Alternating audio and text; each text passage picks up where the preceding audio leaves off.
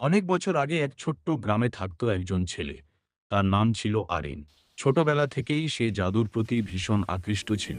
অন্য ছেলেরা যখন খেলাধুলা করত, তখন আরিন একা বসে বই পড়ত, পুরনো জাদুর বই।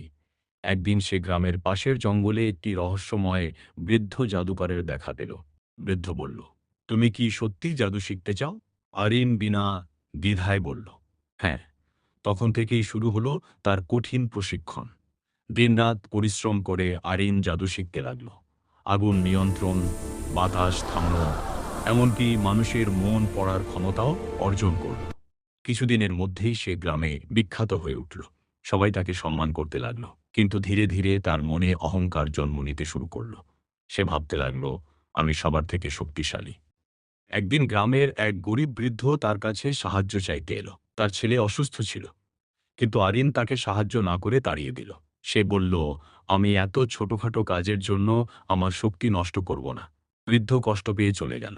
সেই রাতেই হঠাৎ করে আরিন তার সব জাদু শক্তি হারিয়ে ফেলল। সে যত চেষ্টা করল, কিছুই কাজ করল না। হতাশ হয়ে সে আবার সেই জঙ্গলে গেল, বৃদ্ধ জাদুকরের কাছে। বৃদ্ধ তাকে বলল, জাদু শুধু শক্তি নয়, এটা দায়িত্ব। তুমি যদি অন্যদের সাহায্য না করো, তাহলে এই শক্তি তোমার প্রাপ্য নয়। আরিন নিজের ভুল বুঝতে পারল। সে গ্রামে ফিরে গিয়ে সেই বৃদ্ধের কাছে ক্ষমা চাইল এবং তার ছেলেকে নিজের হাতে সেবা করতে লাগলো।